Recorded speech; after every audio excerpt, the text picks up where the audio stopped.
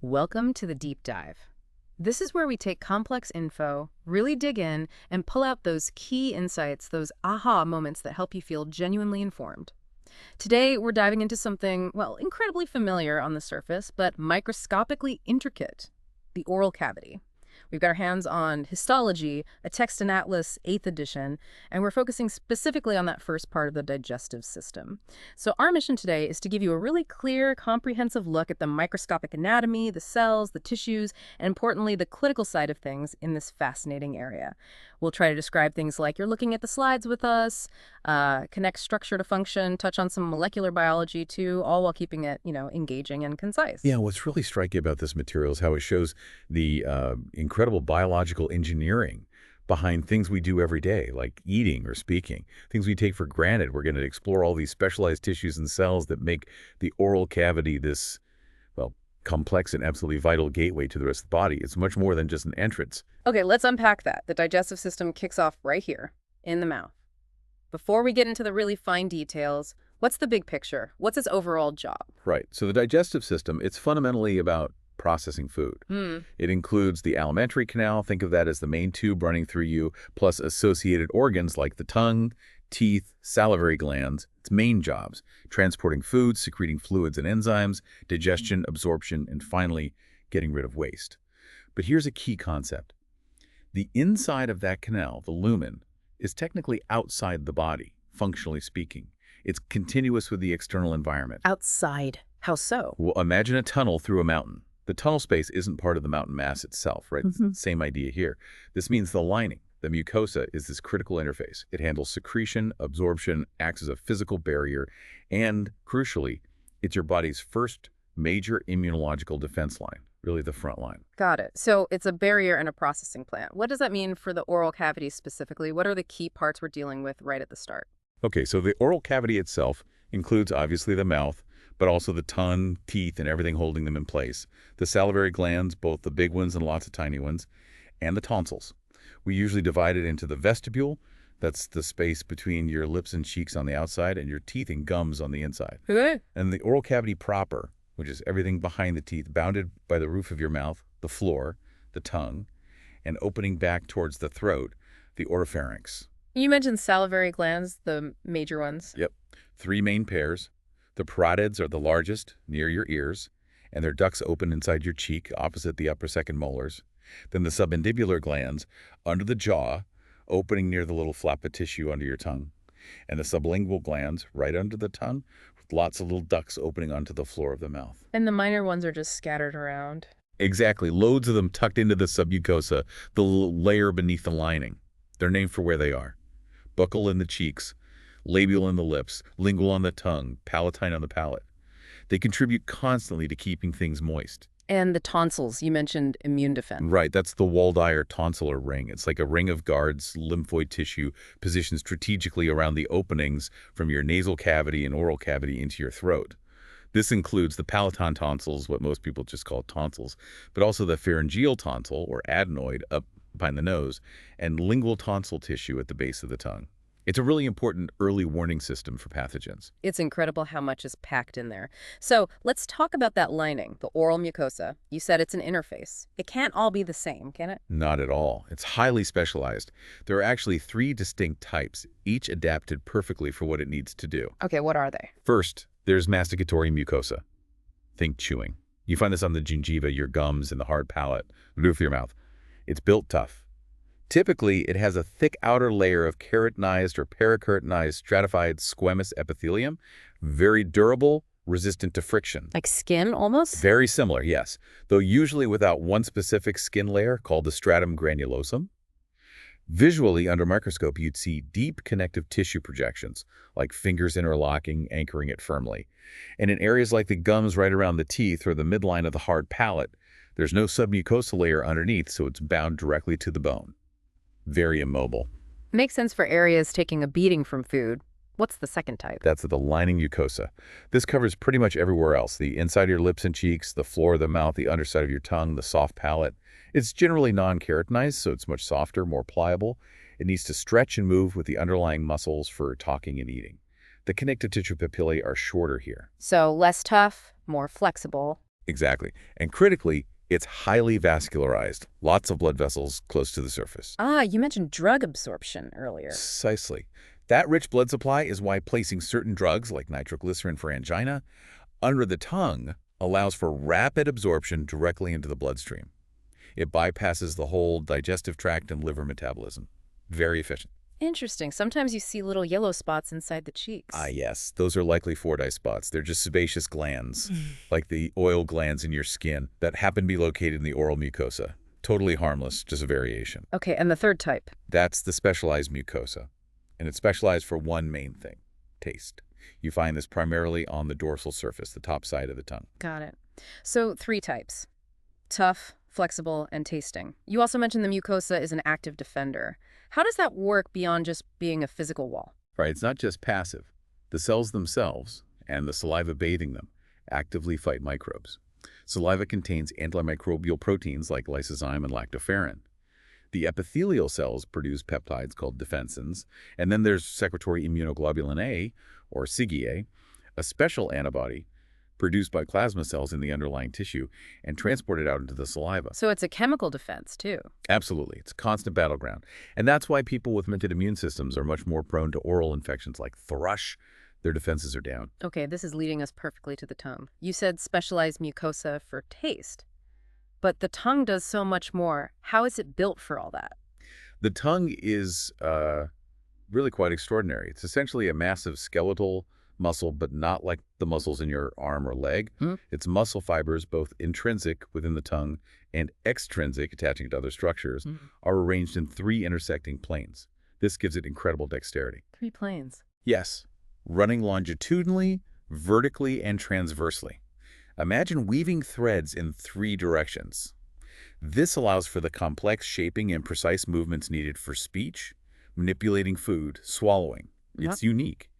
That arrangement is actually a dead giveaway when you're looking at tongue histology. Wow. Okay, so that's the muscle. What about the surface, the specialized mucosa? Right, the top surface, the dorsum, specifically the anterior 2/3, is covered in these little bumps called lingual papillae. These are what give the tongue its rough texture, and many house the taste buds. Are they all the same? No, there are 4 main types. The most numerous are the filiform papillae. These are small, conical, pointy projections. They're covered in highly keratinized epithelium, making them quite tough. Think of them like the bristles on a brush. They provide friction for moving food around, but they don't have taste buds, purely mechanical. Okay, just for grip. Then you have fungiform papillae. Fungi, meaning mushroom-shaped. They're scattered among the filiform ones, often visible as little red dots because their core is highly vascular, and the epithelium on top is thinner. These do contain taste buds, usually on their top surface. Ah, so those are for taste. Some taste, yes. But the main players for taste are the circumvallate papillae. These are much larger, dome-shaped structures. You only have about 8 to 12 of them, arranged in a V-shaped way at the back of the tongue, just before the throat area. Big ones at the back. Right. And each one is surrounded by a deep groove or moat. The sides of these papillae, within the moat, are packed with taste buds. And very importantly, special serous glands, called von Ebner's glands, empty their watery secretions right into these moats. Why do that? To continuously flush the moat. It washes away food particles and old taste molecules, allowing the taste buds to respond quickly to new tastes. It's like rinsing your palate constantly. Clever design. And last type. Foliate papillae. These are found on the posterior sides of the tongue. They look like parallel folds or ridges. They also have taste buds embedded in their sides and serous glands emptying into the clefts between them. They tend to be more prominent in younger individuals. So taste buds are mostly in those circumvallate and fungiform papillae. How do they actually work? Let's get into the nitty-gritty of tasting. Okay, taste buds themselves are these small, sort of oval-shaped structures embedded in the epithelium of the papillae. They look paler than the surrounding cells on a slide. Inside each bud, there are roughly 3 main cell types. The most important are the neuroepithelial or sensory cells. They have these little microvilli, like tiny fingers, sticking out into a small opening called the taste pore, where they contact saliva and dissolved food molecules. These sensory cells connect directly with nerve fibers from cranial nerves 7, osine X, and X, sending taste information to the brain. And incredibly, these cells, along with the supporting cells next to them, turn over really fast about every 10 days. 10 days? Wow, so they're constantly being replaced. Yes, by the 3rd cell type, the basal cells, which act as stem cells, is a very dynamic system. Okay, so how do they detect different tastes, sweet, salty, etc.? Is it one receptor per taste? It's a bit more complex, especially for some tastes. For sweet, bitter, and umami, that savory taste associated with glutamate, it involves G protein-coupled receptors, specifically families called T1R and T2R. For example, the sweet receptor uses T1R2 and T1R3 subunits working together. Umami is similar, but sensitive to amino acids. Bitter uses a whole family of T2R receptors because there are many different bitter compounds we need to detect, often potential toxins. When a molecule binds, it sets off a cascade inside the cell, involving messengers like IP3, leading to calcium release, depolarization, and finally neurotransmitter release to the nerve fiber. Okay, so a chain reaction for those three? What about sour and salty? Those seem to be more direct. Sour, which is essentially detecting acidity or protons, H+, seems to involve protons directly blocking certain potassium channels or entering through other ion channels like specific PKD channels, causing depolarization. And salty, primarily detecting sodium ions, nay post-was, involves sodium ions flowing directly into the cell through specific channels, like the amiloride-sensitive sodium channels, again causing depolarization. So some use complex receptors, others more direct ion flow. Fascinating. What about those old tongue maps? You know, sweet at the tip, bitter at the back? Yes, the classic taste map. Well, it's largely an oversimplification, maybe even a misinterpretation of earlier research. While certain areas might be slightly more sensitive to certain tastes, the current understanding is that receptors for all basic tastes are pretty much distributed all over the tongue surfaces that have taste buds. You can taste sweet or bitter almost anywhere, though the thresholds might differ slightly. Good to know. Another myth busted. And you mentioned taste varies between people. Hugely. Genetics plays a big role. You might have heard of super tasters. About a quarter of the population falls into this category. They literally have a higher density of fungiform papillae and taste buds. This makes them extremely sensitive, particularly to certain bitter compounds like PTC or PROP, which others might not taste at all. They often have very strong food preferences or dislikes. And the opposite exists too. Yes, about another quarter are non-tasters, with fewer papillae and buds, who are largely insensitive to those same bitter compounds. And then most people fall somewhere in between. Plus, various clinical things can affect taste, nerve damage, nutritional deficiencies, endocrine problems. There's even a rare genetic disorder, familial dysautonomia, where taste buds just don't develop properly, leading to severely reduced taste sensation or hypogeusia. It really highlights how complex even a simple sense like taste is, and the nerves involved. It's a bit complex, too. General sensation, touch, temperature, pain. For the front two-thirds of the tongue is carried by the trigeminal nerve, cranial nerve V. For the back third, it's the glossopharyngeal, MAX, and a bit by the vagus X. But taste sensations is different. For the front two-thirds, it travels via the facial nerve. For the back third and epiglottis area, it's the glossopharyngeal, MAX, and vagus X again, and all that muscle movement. That's controlled by the hypoglossal nerve. Lots of different nerves converging on one small organ. Okay, shifting gears from the versatile tongue to the powerhouses of the mouth, the teeth. How are these incredibly hard structures formed and maintained? Right. Teeth are essential for mechanically breaking down food. And we famously get two sets. The deciduous or milk teeth, later replaced by the permanent teeth. Is there a standard way to identify them? There are a few systems used globally. The Palmer system uses grid lines. The international system uses 2 digits per tooth. And the American or universal system just numbers the permanent teeth 1 to 32, starting from the upper right wisdom tooth and going around. Okay, so what are teeth actually made of? It's not just one material, is it? No, a tooth is composed of 3 specialized, highly calcified tissues, plus the soft pulp inside. The outermost layer of the crown, the part you see, is enamel. This is, bar none, the hardest substance in the human body. It's about 96–98% mineral, mostly calcium hydroxyapatite crystals. Harder than bone. Significantly harder. It's produced by cells called ameloblasts during tooth development. But once the tooth erupts, these cells are gone. So enamel is acellular. It has no living cells within it. This means it cannot repair or replace itself if damaged significantly. That's why cavities are such a problem. Exactly. Enamel is formed in microscopic rods, which have a distinct keyhole shape. You can sometimes see growth lines called lines of Retzius reflecting its development.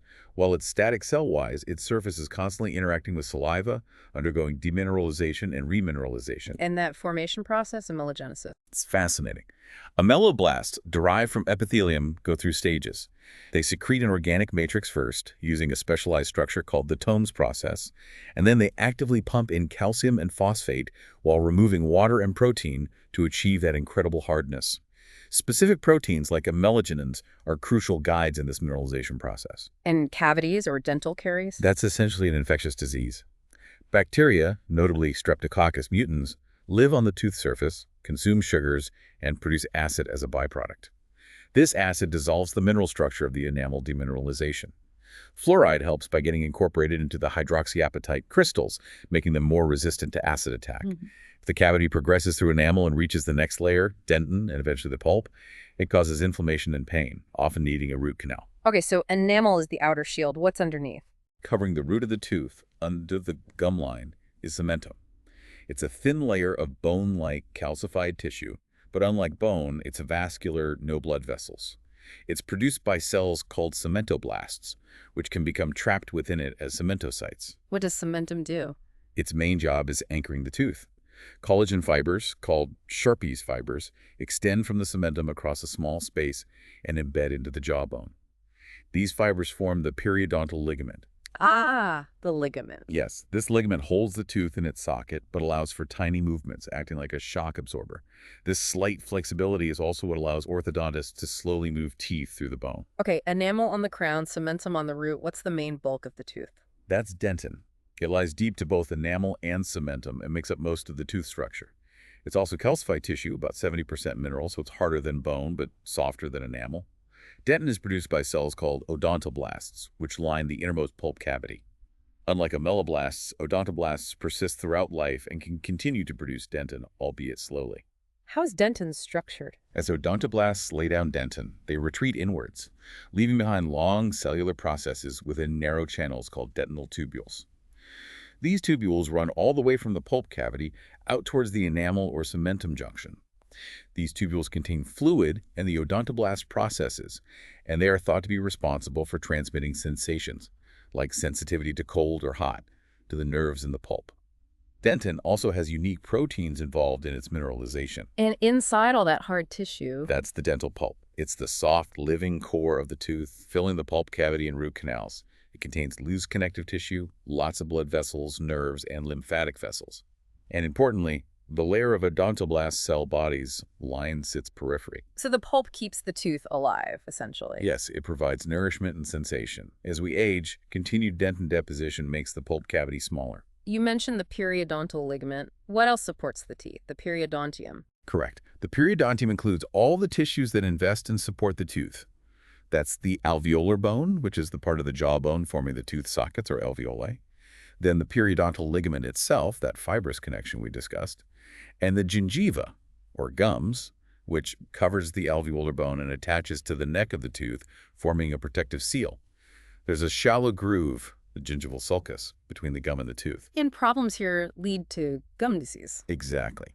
Periodontitis is inflammation that affects these supporting structures. It starts as gingivitis, inflammation of the gums, but can progress to destroy the periodontal ligament and alveolar bone, eventually leading to tooth loss. Is there any hope for regeneration? There is. Exciting research involves periodontal ligament stem cells, PDLSCs. These are multipotent stem cells found within the ligament that have shown promise in regenerating lost bone, cementum, and ligament tissue.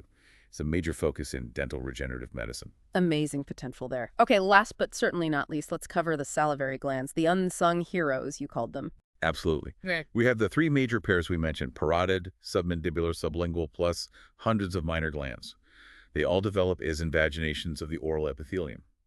The basic functional unit is the salivon, which consists of the secretory endpiece called an acinus, plural acini, which is a cluster of secretory cells connected to a duct system. These acines are grouped into lobules. What kinds of cells are in the acini? Two main types, depending on the gland. Serous cells are typically pyramidal with round nuclei, and they secrete a watery protein-rich fluid, often containing enzymes like amylase. They're packed with rough ER and secretory granules. Mucus cells are often more columnar or cuboidal, with flattened nuclei pushed to the base. They secrete mucins, which hydrate to form mucus. Their cytoplasm often looks pale and foamy in standard stains because the mucinogen granules wash out during preparation. Can glands have both? Yes. Glands like the submandibular and sublingual are mixed. You often see mucus acini with a little cap of serous cells perched on them, called a serous demilune, half moon. Though, interestingly, modern quick-freezing techniques suggest these demileunes might be partly an artifact of traditional fixation methods, causing mucous cells to swell and push the serous cells out. In reality, they might be more integrated. Fascinating detail. Any other important cells? Yes, myoepithelial cells. These are star-shaped contractile cells that sit between the secretory cells and their basement membrane. They wrap around the acini and initial ducts like a net. When they contract, they help squeeze the saliva out into the duct system. Like squeezing a tiny tube of toothpaste. Kind of. And they're implicated in some diseases. For instance, in primary Sjogren's syndrome, an autoimmune disease attacking salivary and lacrimal glands, leading to dry mouth and eyes, these myoepithelial cells are often altered, contributing to the reduced salivary flow. Okay, so the acini make the initial saliva. What about the ducts? The ducts don't just carry the saliva. They modify it significantly. The smallest ducts leaving the acini are intercalated ducts, lined by low cuboidal cells. They secrete bicarbonate and absorb chloride. They're especially prominent in purely serous glands like the parotid. These lead into larger striated ducts. These are lined by columnar cells that have very distinct vertical stripes, or striations, at their basal end. Stripes. What causes those? Those stripes are actually deep infoldings of the basal cell membrane, packed with mitochondria lined up vertically. This morphology signals intense active transport. Striated ducts are major sites for ion exchange. They actively reabsorb sodium, Ne+, out of the saliva, and secrete potassium, K+, and bicarbonate, HCO3, into it. This makes the final saliva hypotonic compared to plasma, meaning less salty. Although, if you're secreting saliva really fast, there isn't enough time for all this modification, and it can end up isotonic or even slightly hypertonic. So the ducts fine-tune the saliva composition. Precisely. Then these striated ducts merge into larger excretory ducts that eventually empty into the oral cavity. Their lining becomes stratified as they get bigger. Can you quickly characterize the major glands based on this? Sure. The parotid gland is typically purely serous in adults, so lots of serous acini and prominent intercalated and striated ducts. Often has quite a bit of adipose tissue mixed in, especially with age.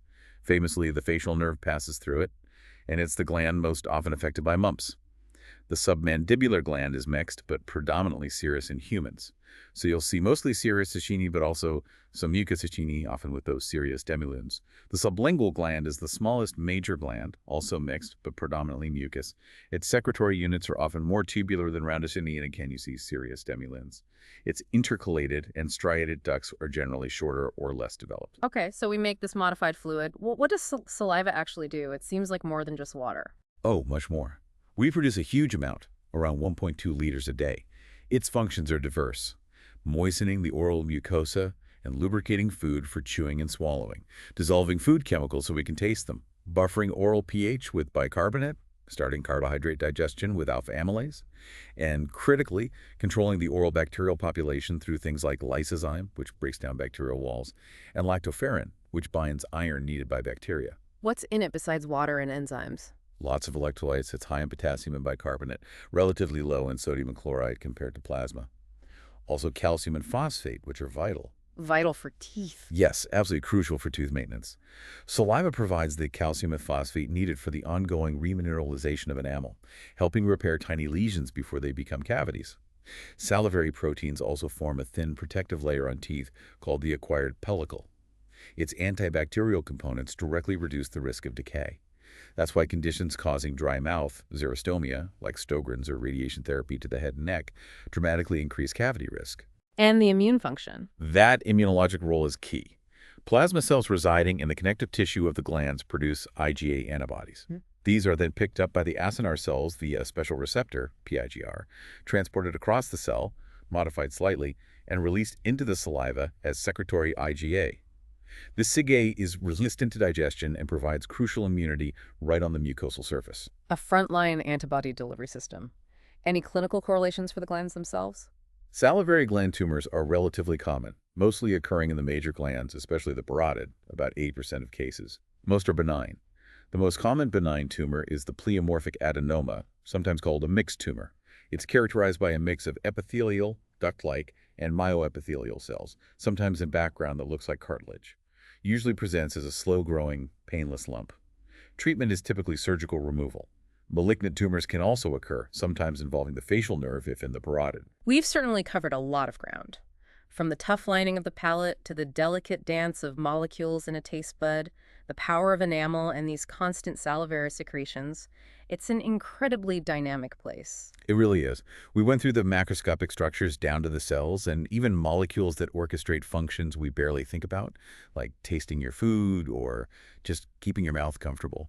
The level of specialization is just remarkable. So maybe the final thought for everyone listening is this. How does appreciating this microscopic precision, this constant cellular activity in your own mouth, change how you think about everyday things? Eating, speaking, smiling.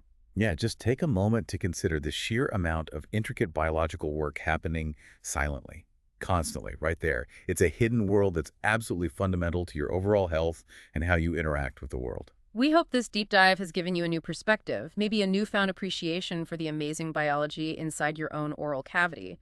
Keep exploring, keep asking questions. Join us next time for another deep dive.